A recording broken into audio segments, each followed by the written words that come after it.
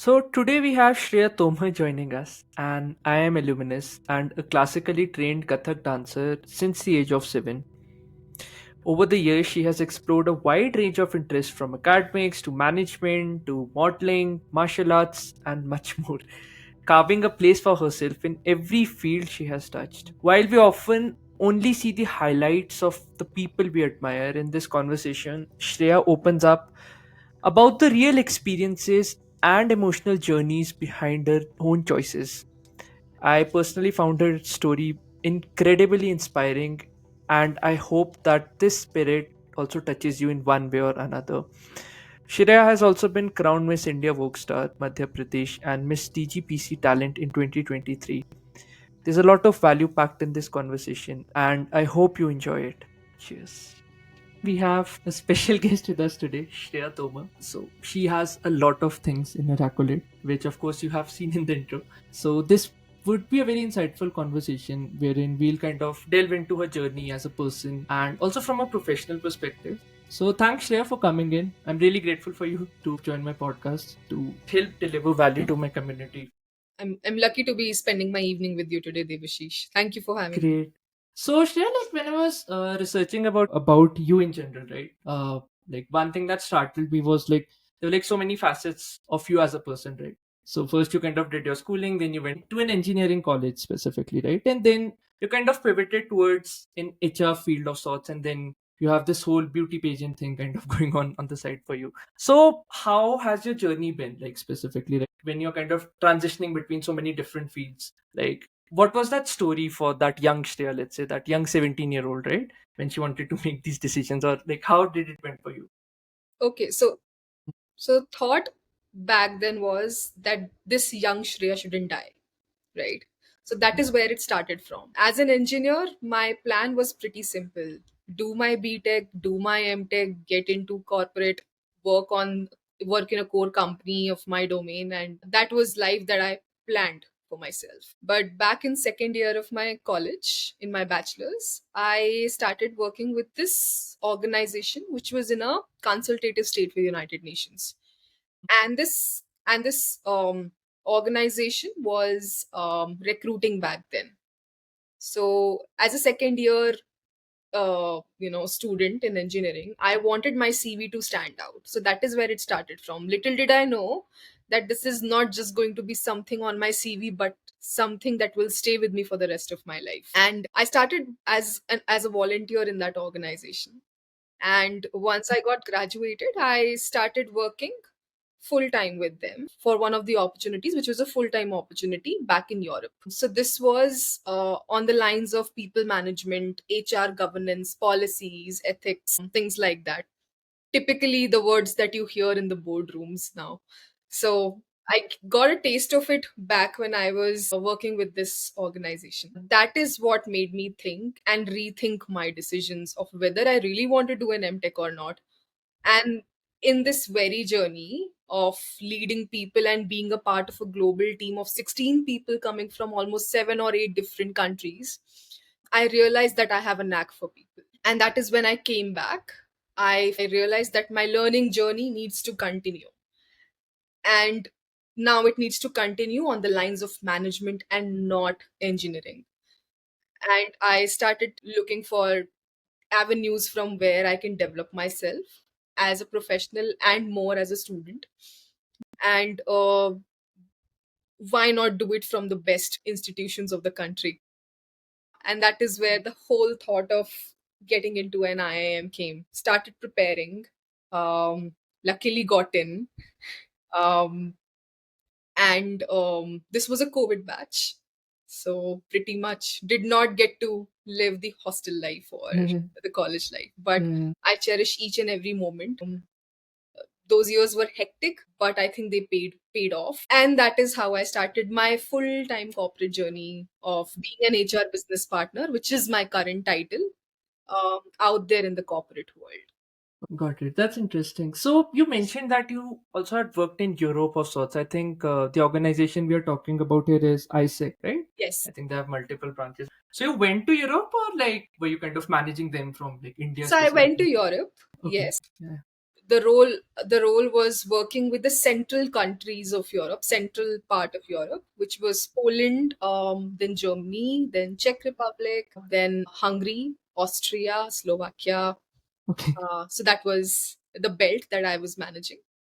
And remotely, I was also taking care of the Asia Pacific countries, more of the Southeast Asian countries, which are our SIA countries of Singapore, Hmm. Indonesia, Got it. those regions. So that Got was it. remote, but Europe was in person. So, I'm sure, like, you have kind of also mentioned that you have worked, I think, 3 to 4 years, like, professionally speaking, in the Indian corporate space. Like, how's your experience been? What's the different experience? Because people usually kind of put the Europe working life on a pedestal due to, let's say, having a proper work-life balance or sorts, not having like toxic managers and, like, who kind of kill your self-esteem, at least in the Indian corporate space, with all the people I've talked to, right? So what's your insights or like observations on like both, like the differences between both the countries? So I worked with a not for profit organization, and the switch from not for profit organization to a corporate organization was drastic, I would say.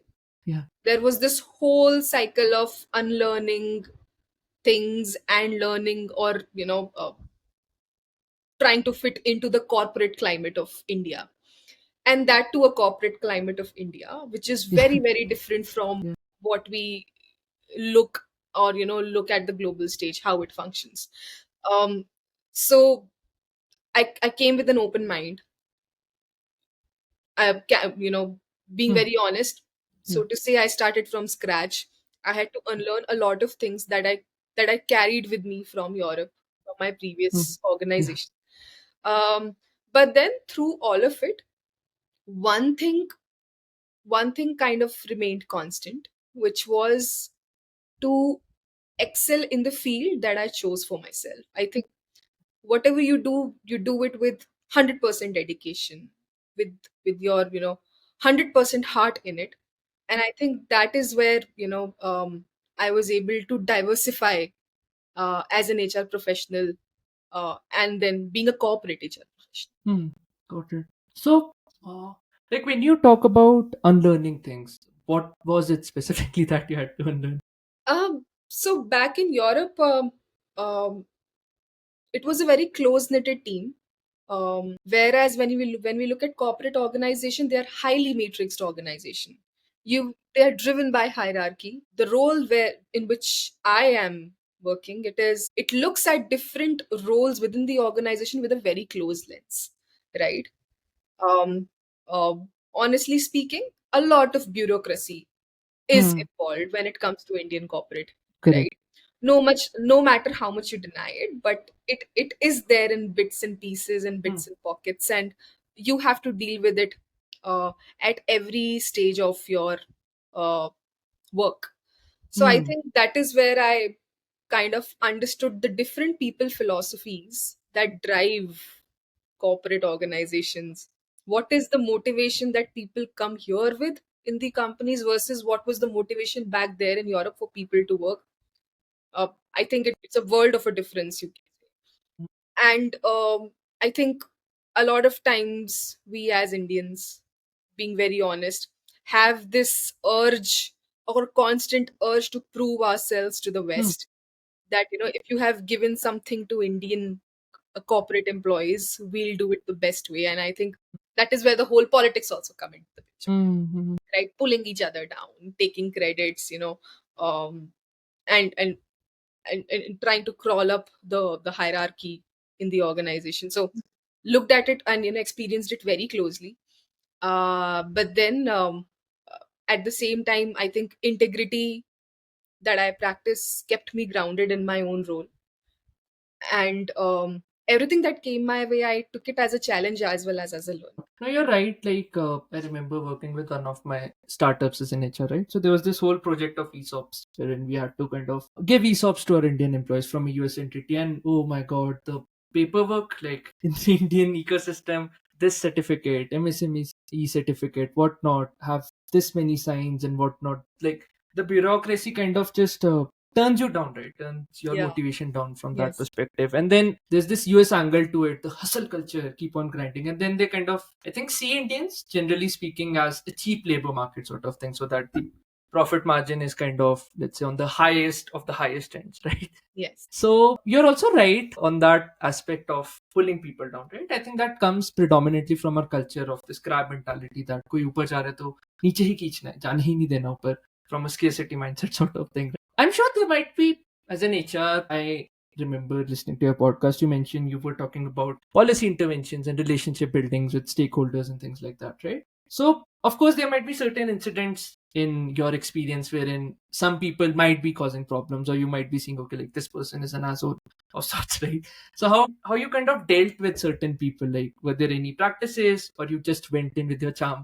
Okay, let's all sit in a meeting and do this. So I was very new when I was handling this one account for one of the clients. We all know Facebook. Now it's Hmm. called Meta. Yeah. So I was responsible for them, and I was handling their country head for this account. Back then, Meta was testing their face recognition AI feature, and there were 2,000 people, 2,000 employees working on this feature. The country head had taken this role of being a country head for the very first time, Hmm. and there was a lot of pressure, right?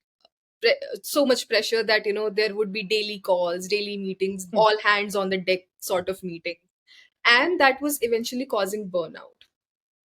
We were just out of COVID, and people had adjusted themselves to this new normal and got introduced to this thing called burnout even during working from home. People were not able to draw boundaries between their work life as well as personal life. And I think that is where I had to draw some serious interventions and, course correct some of the escalations that came our way. Tried to have a very candid conversation with my stakeholder. Um, Stakeholder management is one of the prime focus or the prime key areas of responsibilities when it comes to being an HR business partner. HR business partner, the name or the title itself is self-explanatory. HR Hmm. but business partner, right? We are a bridge Yeah. between business and people. So how to strike that balance and create a win-win situation for both employees as well as the business, right? So that the show doesn't stop and people who are running the show stay motivated and engaged. I think that was one of the responsibilities back then. We built some of the employee engagement activities, we built some of the employee development activities, we built some of the rewards and recognition systems for the employees. And in the next employee satisfaction survey where people rate how the culture looks like in the organization, we did see an upsurge by almost 20% in our scores. That gave us a confidence that whatever moves we were making were in the right direction. And I think all of this was a collective effort, so to say. Why? Because I think there was a organic feedback being passed from me to stakeholder and from stakeholder to me. We both were able to adjust our working patterns in a way which creates a symbiotic relationship, not just between us, but also for the people that we are responsible for. Um, so yes, I do have battle scars from those arguments still. Those Hmm. memories still haunt me. But I think it's a learning experience, and uh, I think learning experience never stop. If not this stakeholder, some other stakeholder would have given me the same learning that I Yeah. needed to have. Yeah, yeah, yeah. No, that's true. I think when you're in HR, it's like the top management is grilling you, and the bottom people, by bottom, I mean from a hierarchical viewpoint, right? The people whom you need to manage. They're also kind of grilling you, Kiari, politics. Yes, like, he's doing this sort of VC and all of that. So, kind of, these are also traumas of sorts, right? Wherein it takes a hit on your self esteem and things like that. And you also mentioned about daily burnouts, right? Burnout, by burnout, I might mean, okay, this thing is not happening. Like, it's because of me stressing it, right?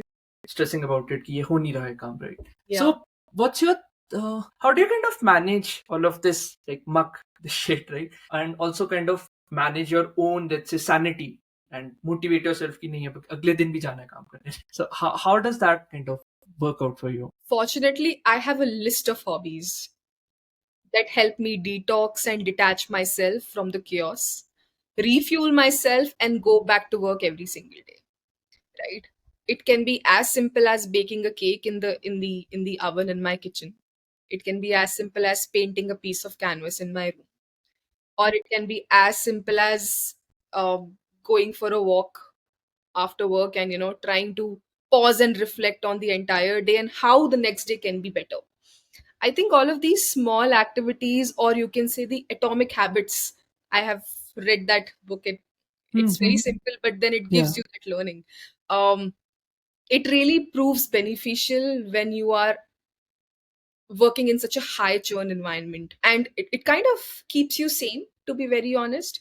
And then the other how hobbies you can say that I've built over the past years, ever since I was a child, let's say dance or martial arts. I think all of these things help me build a routine, help me build a discipline. I need to go back to it because since months I have not, and I think it's a perfect opportunity for me now to rewind and get back to my passion projects. I would do that again. I think the martial art things definitely help, right? If someone comes ki meko scene karna, you can obviously kind of do it, right? From a fun perspective. Self defense is one aspect of it, but then creating a discipline for yourself is another. um a lot of people have told me, and I'm learning it the hard way. I've learned it the hard way, that I need to channelize my emotions in a better way. And I think martial arts helps me do that. A lot of times there is this myth or this preconceived notion that martial artists are very Hmm. hot-headed people, right? You go to them, they will hit you, or they'll Hmm. smack you. But no, Hmm. that's not the case. I think it's the other way around. It helps you stay quiet, it helps you stay composed, analyze the situation, and then respond. And response need not always be physical, right? So Sometimes that's it, true. yeah. So I think more than just a self defense activity, it is a habit, or it is a discipline building activity, I would say. That's true. That's true. Definitely. And I think you had mentioned that obviously I think everyone should learn it, especially more from a female perspective, seeing how safe our country is for females, generally speaking. So I just want to kind of pivot back to the IIM thing for 1 second. So when you got that insight while working, let's say within ISEC, that okay, I'm more of a people sort of person, people centric person, right? So, was there any specific incident that you could highlight that clicked for you, right? Okay, ki, haan, like, I made for it. Or were there like a series of events that kind of led to that decision? What do you mean? Do you mean that decision Okay, of okay. Let me getting let me into? rephrase. Yeah, let me rephrase. So, like when you were working for ISEC, right? Was there any specific incident that stayed with you that okay, this is how I'm kind of I want to be an HR specifically, right? So let's say for me, I come from an economics background, right? So when I was working in my own startup, like the first one, there was this thing wherein when I was kind of recruiting people, I kind of got that value, okay, like I'm changing their lives through this own effort, and that made me kind of switch into HR person. That was like a very value personal innate moment for me. So was there any such moment in your let's say Isaac journey of sorts which stayed with you? I hope Yeah, that that makes that sense. helps. Yeah. Yeah. I think there was this very different way of holding conferences on ISEC, right? And those conferences would be agenda heavy, but also socially also heavy. You would meet a lot of people. Let's say when I was working just for India as a network manager, every year there would be a conference, and good 750 to 1000 people, Yeah. Yeah. thousand youth, young students from college would actually attend that conference. And that means an influx of 100 thousands of ideas of how Hmm. you can do things better. Yeah. I think that whole idea of making knowledge networks within the community was an eye opener for me. Hmm. And that is where I told myself that maybe being an engineer will not teach me this. I would be behind a machine or a screen or a computer writing a code, which is very important. Yeah. But but I think this is my calling. I really want to do this. And I still remember that after college, after engineering, other students from my batchmates, they were sitting in placements, and I was back at home telling my parents, I'm not sitting for placements. I really want to take up this role. And luckily the role for Europe clicked for me. My Hmm. application got selected and I was so happy, though I had to convince my parents, and for them working in not for profit organization was something that Indian parents don't generally approve of, right? For them it is you take commerce, you take science, you become a Hmm. doctor. I think these are the only three permissible streams of um, Hmm. livelihood here in India. Hmm. Hmm. Hmm. And I think that is where the major convincing had to happen. And I think, yeah, that was my calling. How Got to it. how to restore culture for an organization, how to understand people, and Hmm. then of course the technical aspects of policy, Hmm. Hmm. governance, and ethics also got involved. Got it. I think what I kind of understood from it, generally speaking, that females have more of a motherly instinct. So I think that kind of got catered to when you were kind of exploring through this. That's what I'm hearing. That's what I'm kind of able to understand. Okay, so how you drifted into engineering? Was that something your parents pushed upon you, or was that something ki ठीक है सब ले रहे हैं तो मैं भी ले लेती हूँ, like was that attitude? Yeah, the later one Okay. actually. In school, after 10th, my 10th was how much? Okay, Okay. Something. 9.6 Yeah. CGPA, Yeah. 9.6, if I'm getting it right, not sure. And there was this whole idea in my school that, oh, 9 pointers and above will only take PCM and they will only take PCP, Hmm. and less than 9, they will take commerce. So I was by default put into a bucket of PCM student, being a PCM student. And then the whole logistics part came into play. Oh, getting into PCM means cracking IIT. So now Hmm. you will go to a coaching also that trains you for competitive exams. Um, and then I think the next 2 years, 11th and 12th, were just about getting it done somehow. I just Hmm. don't want to do it anymore. But then, Hmm. what was the other option other than this? I don't think Hmm. anything else. Hmm. We are Hmm. talking how things looked like almost a decade back. Back then, I think it was a singular thought and a singular choice that people used to go with. And eventually, I started and I Hmm. pursued engineering.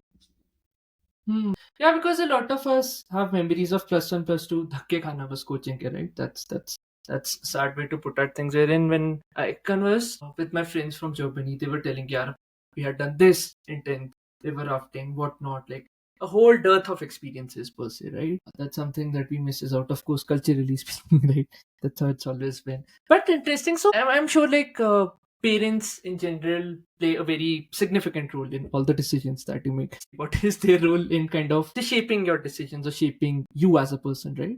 Because in India, there's like a lot of interference as well, right? That certain decisions just need to happen just because you're a male or a female, and these sorts of stereotypes get attached, right? So, how were your like experiences per se? How were my experiences? No, how are my experiences? Because Yeah. still I am going through experience, and there is this constant debate of, are you interfering or are you giving me a suggestion? I think that conversation still happens with my parents.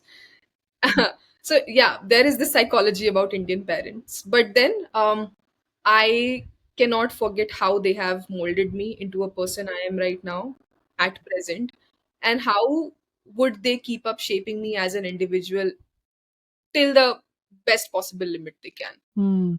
As a student, my mom always wanted me to be an all-rounder, and I think that is where the whole thing of being a classical dancer, being an athlete, uh, uh, I was a gold medalist in 100-meter sprint racing CPSC.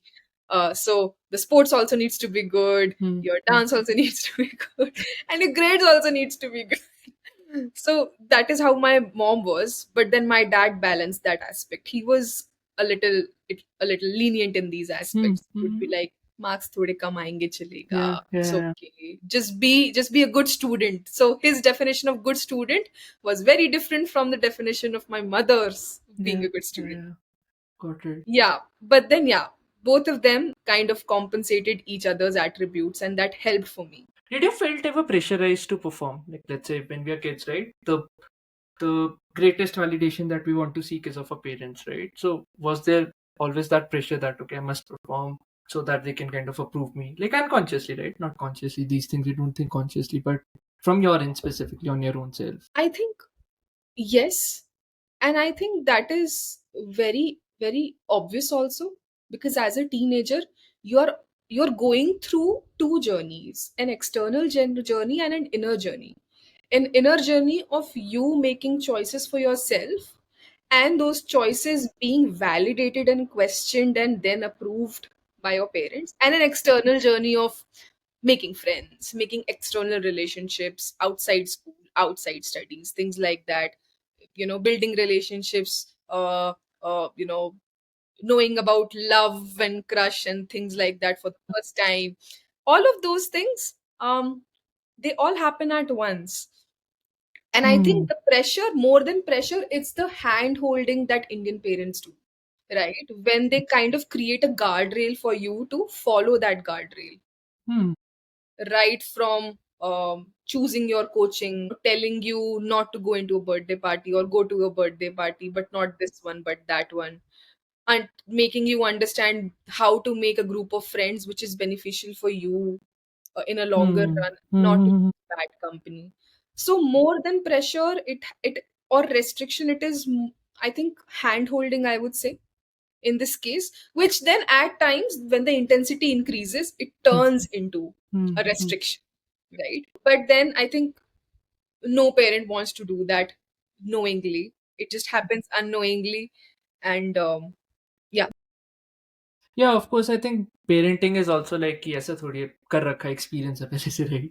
Like every one of our parents are kind of doing it for the first time. So, uh, since you were a topper, since you were an athlete, let's say, kind of excelling there as well, right? Were you a misfit in your class? Like, were your peers picking up on you? Like, let's say when you're kind of expressing yourself, just kind of learning things. Of course, children are the most rawest, right? In their emotions, they always pick up on things. As adults, we learn to tame it. But yeah, just wanted to kind of understand, like, how were those experiences for you? Like, let's say from a school perspective, where you're misfit and then you battled with feelings of anxiety, or like, Luckily, that did not happen for me, yeah, or that did not happen to me. The only thing that happened to me were rumors, yeah, rumors of doing this, doing that. Every day there would be a new rumor in the school, and I think in teenage that yeah, happens with almost yeah. everyone. Back when I was in eighth standard, eighth standard means you have just turned 13. You have just entered your teenage, right?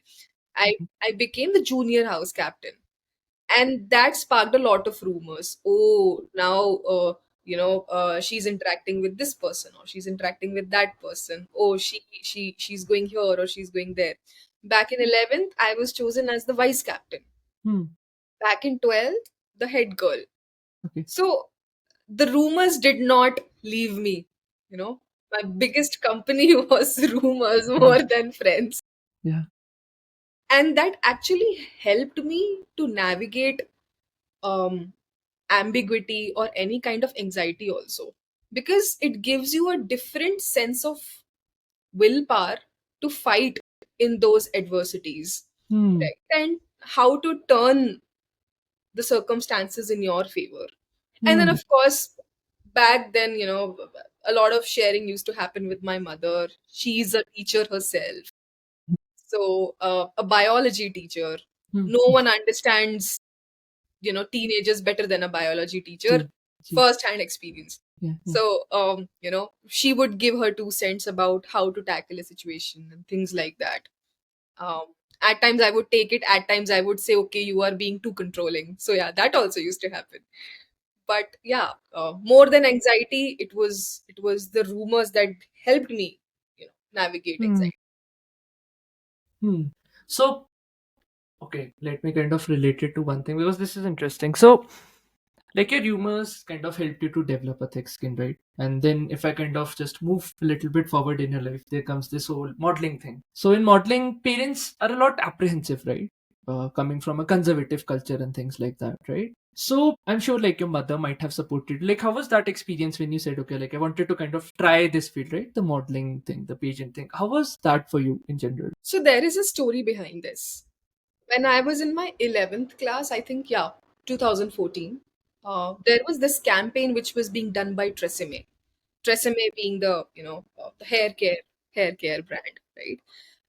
Tresemme back then, it was a big name, right? It is still now, it is still a big name, but then back then, if you see over the drug counter kind of products, Tresemme was trending everywhere, right? Hmm. Different colors of shampoos, different kinds of products, and the girls would go gaga about it. I was Hmm. one, Hmm. Yeah. right? I signed up for that campaign Yeah. without Yeah. telling my mother, without telling my father, and I got selected for that campaign. That campaign gave me a free makeup comes, a photo shoot.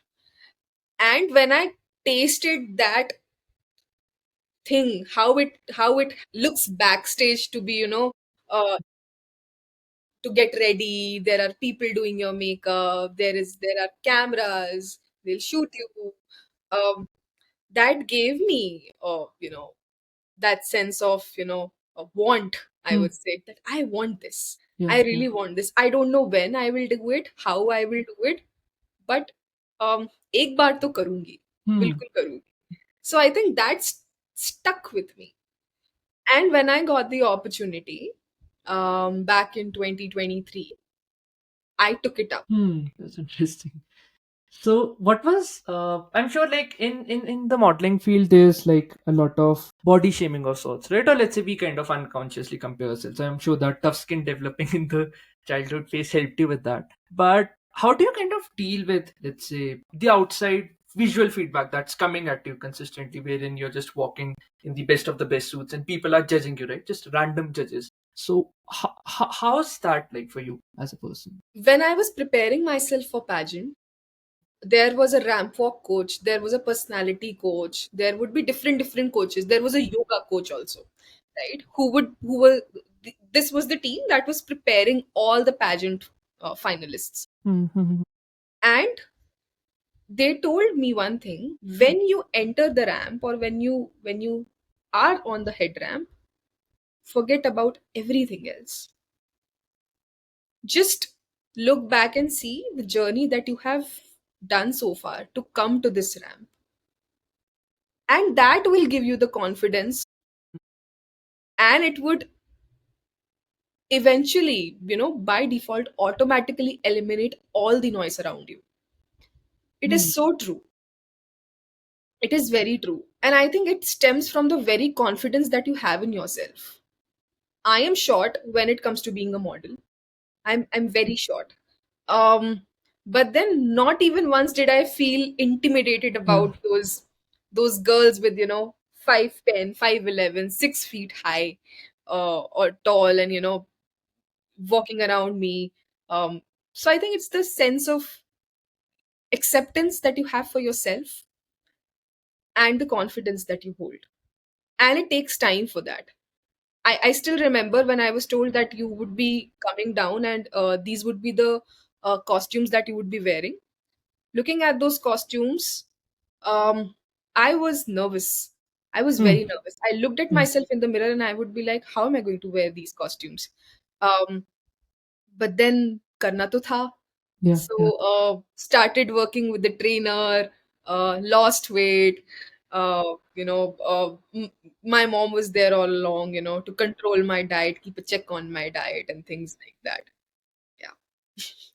That's interesting. That's very interesting. I never thought about it like this. Like, I think they kind of helped you focus more on the process rather than the end outcome of sorts, right? I think the fun, the kick is in enjoying the process. Once you reach the destination, once you win something, it stops. It stops there. The chase the the real game, not winning, to be very honest. You chase it well, you are there to win. Hmm. I think more from a Gita perspective that focus all on like the process, right? And then whatever happens, happens. Yeah, I mean, That's there is this shlok of karmanye vadika raste yeah, yeah, yeah, phaleshu kadachan. yeah. That's interesting. Okay, there are like a lot of questions coming. So Like in your martial art journey, I think that's the same thing that gives you a high, right? Wherein you're just so involved in the process and things like that, that you kind of just enjoy it, right? Can you just walk us through your martial art journey itself Yeah, for the viewer? yeah. So that was something that I did during my college also, since my bachelor's, but then it Okay. was on and off. Hmm. But then when I got my job and I was working in Hyderabad, right, before coming to Bangalore, I decided that I really want to build a routine for myself. Um, doing a master's is incredible. Gave me a sense of achievement, but then from a health perspective, oh, I had a lot of work to do, and COVID just added to the whole anxiety and uh, the the the physical insecurity, because I was Hmm. sitting at one place studying, sleeping, no lifestyle, no control. I really wanted myself to have that control on my daily routine. So that is where I looked for a martial arts academy nearby. Came across this really nice martial arts academy and enrolled there. And the only thing my coach asked was, "What are you here for? Are you here to fight? Are you here to just learn the skill?" I said, I'm here because when I learn this during Hmm. that journey, Hmm. I should be able to look at myself in the mirror with confidence that I am really working on my health, uh, on the physical aspect of my life. uh, the whole sense of uh, security when it comes to a physical appearance, it disappeared during my studying phase, and COVID had a lot to do Hmm. about it. Hmm. So I think that was my major goal, to get back that confidence from martial arts, and then that eventually helped me build a discipline.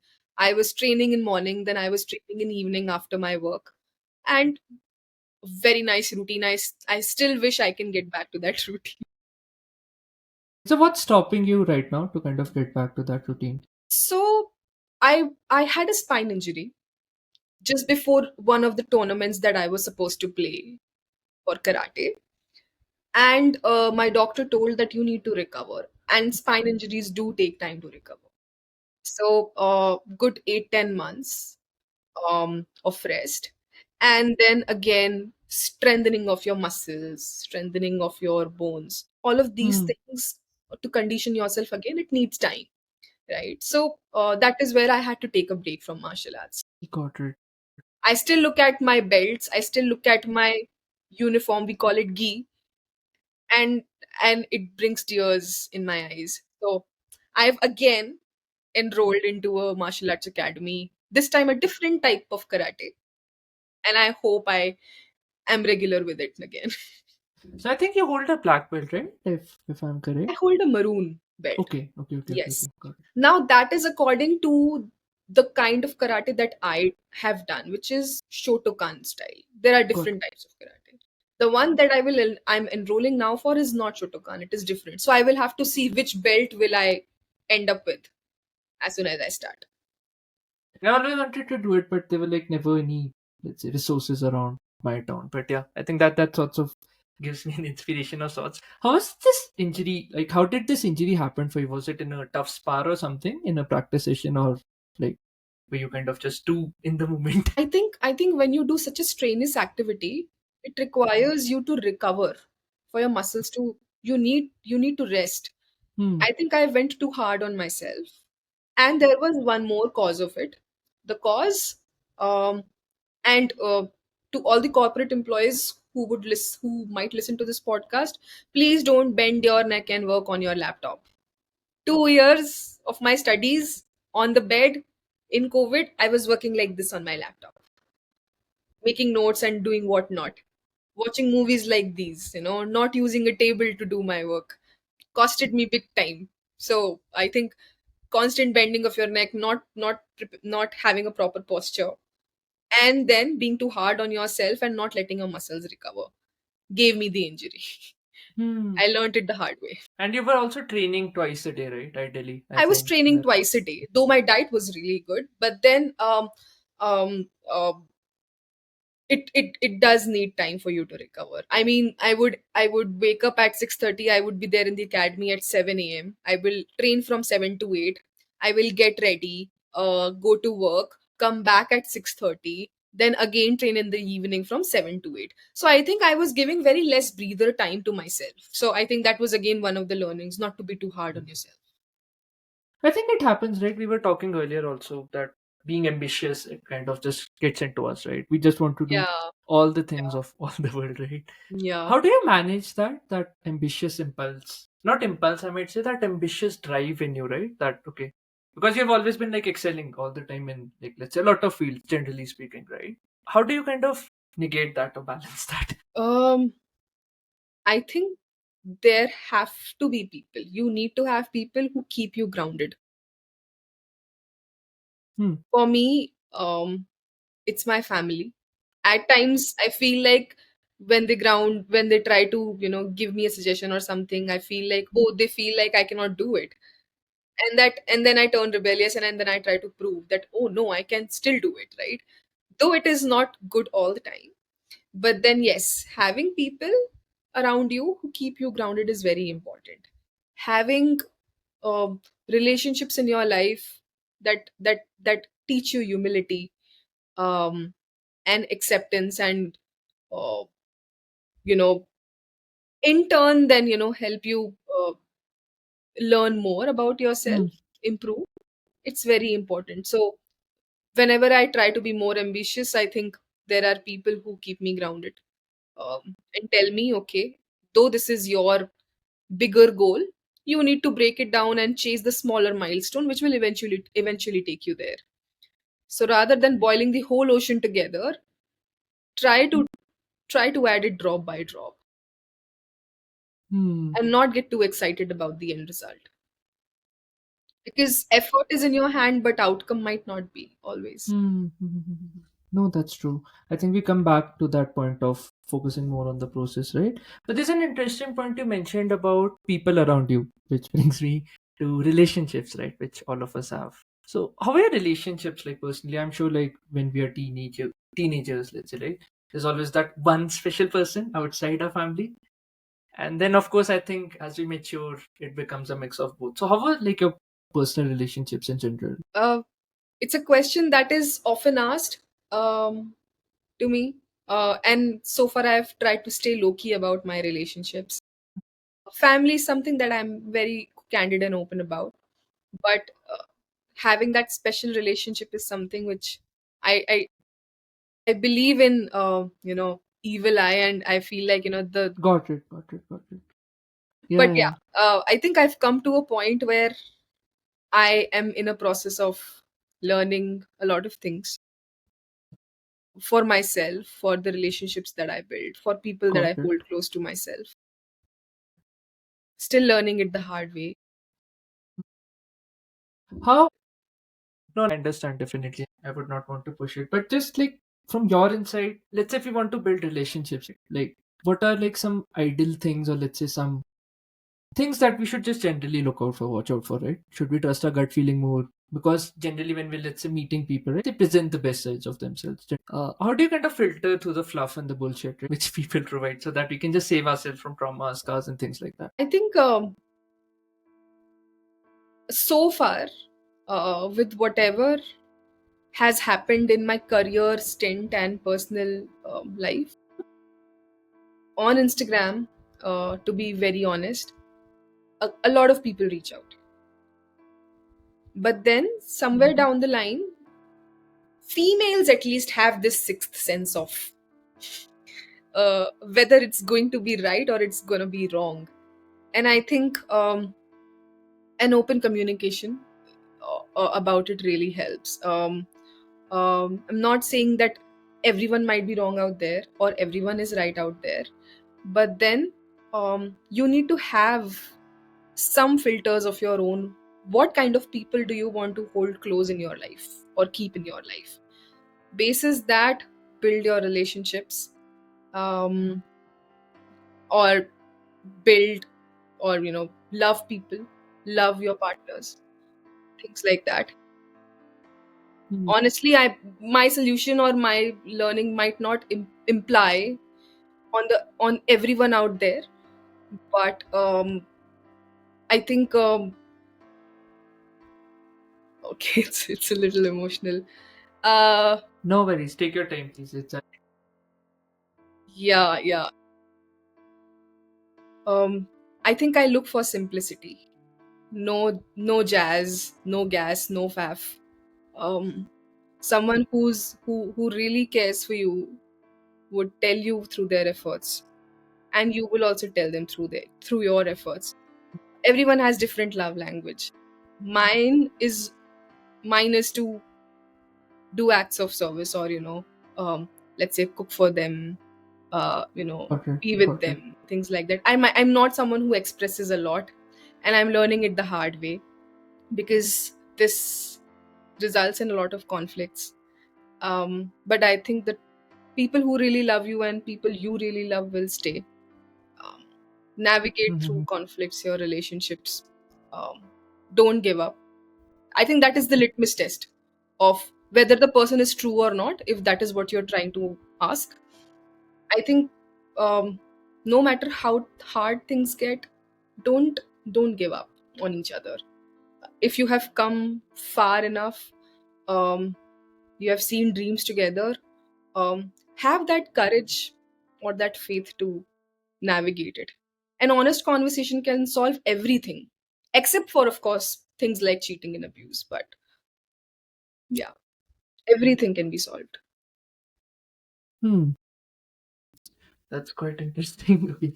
I did not want it to make you emotional. Just wanted to get your POV, but that's really empowering. I remember in one of my relationships that had gone berserk, I went into suicidal depression back in college, I think second year. To the point like I wanted to end my life. And here I was like, talking through my Buddhist philosophy about hope, looking towards things with a hopeful attitude. Like I don't know, like you're right on that, that if we don't have honest conversations, we start living a dual life of sorts, right? Wherein we want to please the expectation that the other person has about us. And then we also kind of just unconsciously don't want to lose that person because, let's say, of our personality types, or like we're very high on not displeasing other people, right? I think that's how it is. But yeah, that's interesting. I think just wanted to add it here as well. So these are like quite a lot of insights. Okay, so like managing so many things, do you ever feel that you need to pick this one field? How do you kind of manage so many interests? How do you take out the time, or let's say do not take out the time due to certain things? What's your thought process? Because there could be like a number of things always coming in our lives, right? And then there needs to be a priority. Do we want to become masters at everything? Like some are just our interests, small level inclination. So how do you like balance that in your mind? What does Shreya think when picking up something, or picking a new interest, a new hobby, or let's say cultivating the existing ones? I think I think in today's world, everyone wants to be an all-rounder. I think that is the new definition of being successful. Oh, I've done this also, I've done this also, I've done this also, and the list goes on and on. But then the question is, to what limit? And is your plate full or has enough on it or not? I think that is what you need to see. If you're working for 9 days, 9 hours in a day, um, and then you are doing n number of things, are you still left with time for yourself? Because if at the end of the day, you are not, then you doing so many things doesn't make sense. To a point, it will give you a sense of accomplishment, and after that it will die out. It's very important to keep that zeal alive, I would say. That zeal will only stay alive if you are fueling yourself enough for it. Hmm. So when you feel that your plate is full, stop. If you're not able to eat every dish on your plate, please sit back, pause, prioritize, deprioritize. Do a value based prioritization in your life, ROI based prioritization in your life, and make informed decisions and choices for yourself. So yeah, I think I did one of your articles on LinkedIn. Like you write, I think Jire, that's how I kind of got an idea. When you're kind of prioritizing values, like do you write them out? Like how do you kind of go around it? When you're kind of fluffing all the, like let's say fleshing out all the things. I'm someone who overthinks a lot. to be very honest, right? So there might be a lot of things I want to say, but then 80% of them would be left in my brain. So that is there.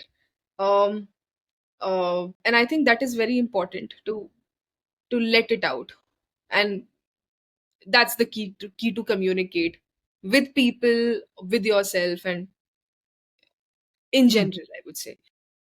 So I think not right, but at least do a critical analysis of my own thoughts and um, understand if um, it's really making sense or not. Writing might not be something that I practice, but then learning to critically analyze my thoughts, yes. Got it. That makes sense. So I hope you're not restraining the 80% here, at least on this No, podcast. But no, no, no, no, all good. yeah. So what does success looks like to you personally? How do you define success? It means different, it has a different definition or connotation for everyone. For me, at this point of my life, um, having a stable career, understanding different lines of or sources of income, trying to capitalize on what's new in the market to make the most out of the opportunity. Um, these are all on the professional side, but being successful as a person also means being happy personally. And I think that means, are you having a successful relationship? Are you building authentic relationship? Um, are you thriving? Are you able to understand the dynamics of your relationship or not? I think that is also something that makes you successful. A lot of reels have started coming up, which says, "Are you rich?" And then the rich means having a quality time, eating right, spending time with your family. Um, so that kind of rich also means being successful. Some people say that, if I have done this, I have won in life. So I think doing what makes you happy or gives you that sense of achievement is your definition of success. And then, of course, branching it out in professional and personal uh, parameters Hmm. is what follows.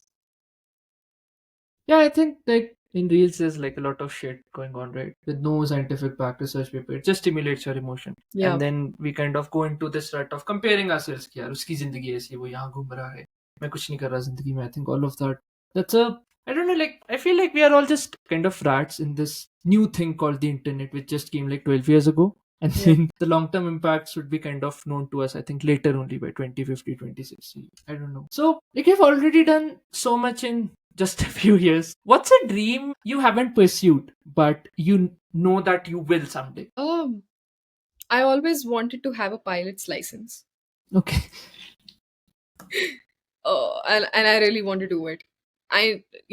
Whoever asks me, I tell them that this is something that is there on my checklist, and I have to do it. So that is something that I'm going to do next. Again, something that will add to my definition of being successful. So yeah, a pilot's license is there. I want to do another master's from UK, so that is there.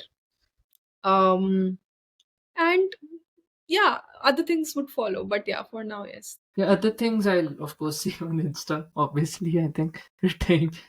Oh yeah, I want to get back to my creating content and uh, being more active on Insta. So yes, that is also there. So let's say if a younger Shreya was watching you right now, right? Maybe that girl from Ujjain or maybe that girl from Indore when you kind of moved, right? Was listening to this. So what would you want her to know? Okay. Hmm. Okay, this is emotional. Maybe I'll tell her that take it a little slow when it comes to um, achieving things, chasing dreams. Uh, Analyze what you really want to do. Make informed choices. Growing up, I did not have a lot of friends. I was so hell bent and so focused on my goals that I did not make relationships, to a point where a lot of people say, oh, um, they got lucky in they got lucky in love. But I think in my case, the love part was, or it's short lived, and I really want to get back to uh, protecting those relationships and building those relationships, doing things right, holding people that I really value. At the end of the day, after 50, 60 years, nothing else is going to matter, to be very honest. Um, Just the relationships that we hold with other people, right? That's a definition which I it's, think I'm understanding from your insight. yes. At this point, I think the experiences I've been through, um, relationships do need a place in your life. At the end of the day, after working your ass off Hmm. Hmm. 24/7, you need a support system, and not just a support system, but someone you who you can call home or your safe place. So yes, that's there, and you need to work on those Hmm. relationships. Got It it. takes two to tango. You cannot tango alone. Hmm. Yeah. That's insightful. Yeah. Okay. So, uh, see, my idea of kind of mm, managing all my emotional shit is just I kind of like to read a lot, right? You can see a lot of books here. Uh, I assume that you are also kind of into reading things, right? So, what are some pieces of text, some pieces of books that have really impacted your thinking and have changed your behavior as a person? Okay. I like to read self help books. They do help at times, not entirely, because that is the author's lookout, right? My lookout might be different. I might not be able to implement all of their learnings that they have written.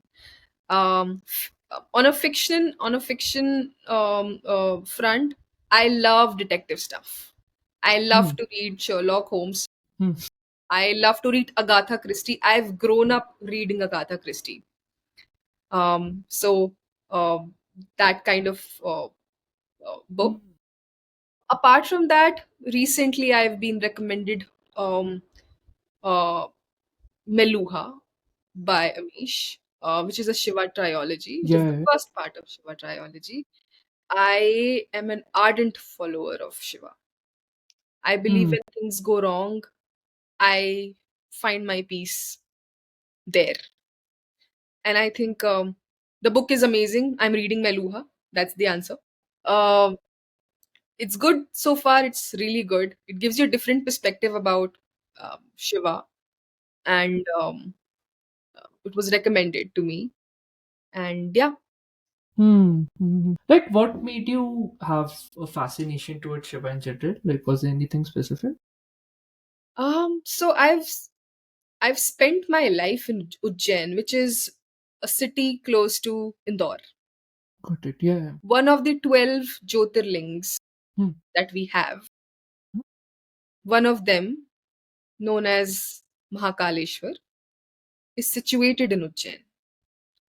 Ujjain is also the place where the Singhast or the Kumbh happens every 12 years.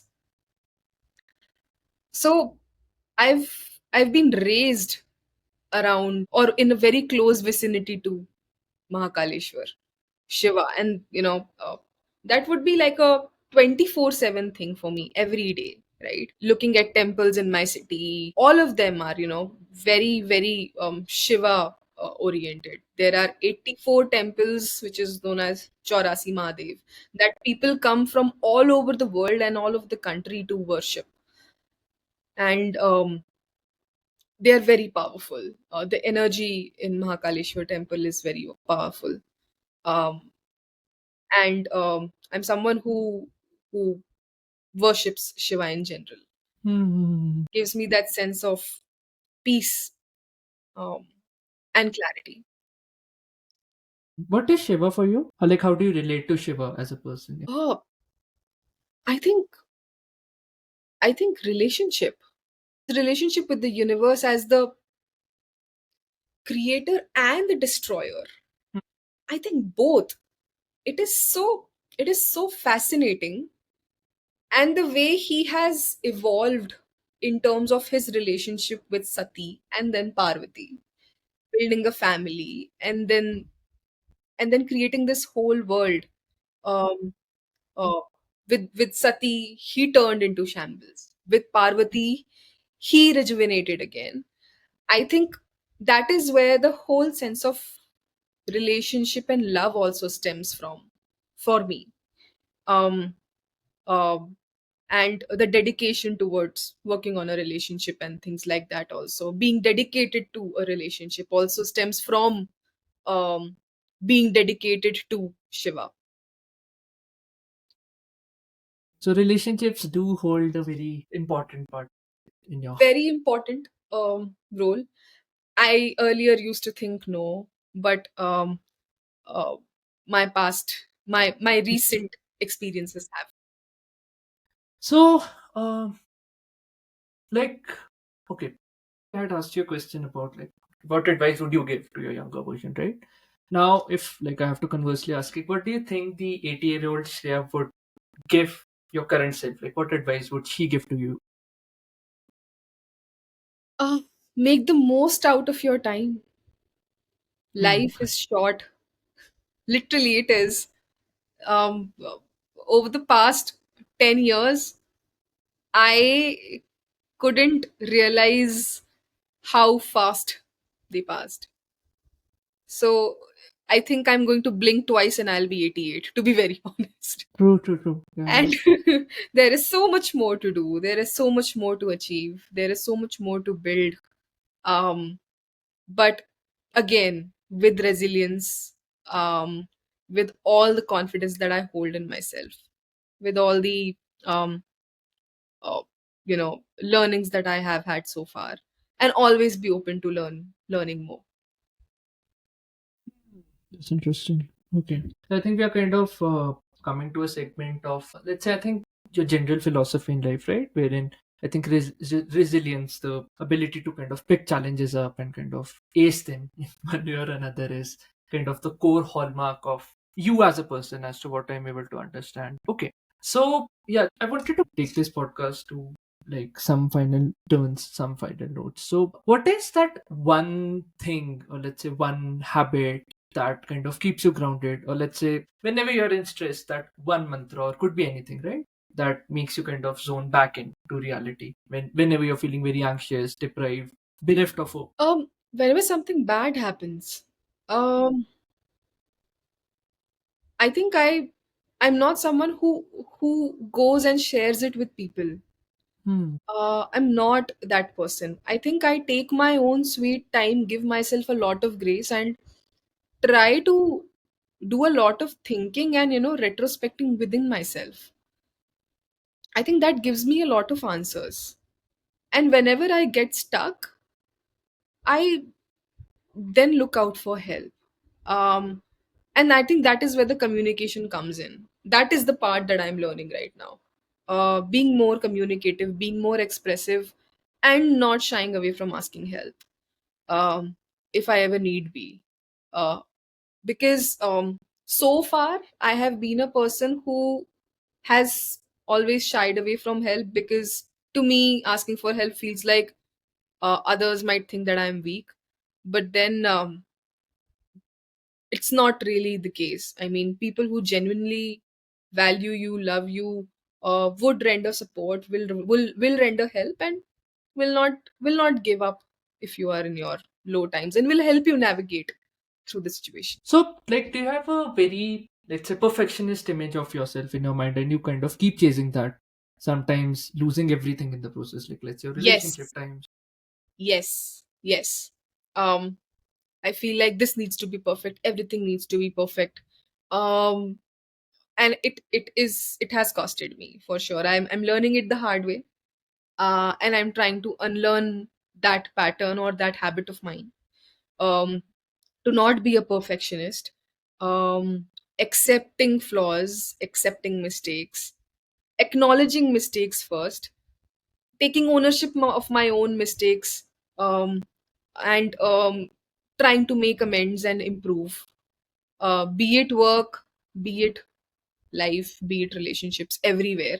I think uh, that is something that I'm trying to do now. What's the one thing that you regret the most in your life? Like from this relationship perspective, I understand. What I regret the most, Yeah. not from a relationship perspective. Any perspective works. Which whenever you think of it, you feel okay. यार, मतलब ऐसा करना चाहिए था, right? I was a total idiot in that moment. Oh, It could be anything, right? okay. I'm something that I have regretted. Um, Recently, to be honest, as a 28-year-old girl, um, is that I should have been more understanding or been more receptive towards what the other person is saying. Being a little more expressive, because I'm not expressive. Um, my language differs when it comes to support. It might be everything other than words, first. And the second is uh, holding on to the arguments. Not like I regret that, holding on to the arguments. I think when people argue, and the argument wins, that is exactly when the relationship loses. Um so uh, trying to give a shot to the relationship rather than letting the argument win is something that I'm learning the hard way. I Hmm. hope I'm able to. Yeah, that helps. That helps. Thank you. Great. So, yeah, just wanted one final thing. So, what's a question that you would want the next guest to answer on your behalf? Can you leave one question for the next guest? Oh, um all right. Good one. Do we know who's the next person on that you're Then planning to that have? then that loses the fun of it, right? Oh, okay, okay. Um, Of course, I know, but I won't tell you. all right. I think one question that I would ask them is, um, how do you navigate ambiguity in general? In general, I'm a very people-driven person. I really want to know, how do you navigate ambiguity? When do you think it's, huh? When do you think it is, uh, when do you think it's you have the solution, versus when do you think you really need to find solution to any problem? What is that process of finding a solution to any problem, if that is makes a question? What is the process of finding a solution to any problem? I think, yeah, that kind of makes sense. That also kind of concludes our conversation. So, it's really interesting to know you as a person. Thank you for your time. It was really fun. Do hope that we do have these conversations coming. I'm sure there's a lot of value packed in this. Wherein you're kind of showing the world as to who you are as a person, right? Not the perfect, let's say, beauty pageant, the perfect HR and Yeah, things yeah, like yeah. that. I think what people see on Instagram is only the highlight, and that is what Instagram is for, and that is where Instagram team has only given highlights of your stories and not lowlights. I think the lowlights also deserve a place, I think. Thanks for tuning in. If you enjoyed today's episode, don't forget to follow and share it with someone who might need it. And if you think it adds value, do comment. This is a new podcast style which I wanted to experiment with, and we will have a lot of amazing guests coming here on this podcast sharing their insights. Until next time, stay curious, take care, and cheers. Bye.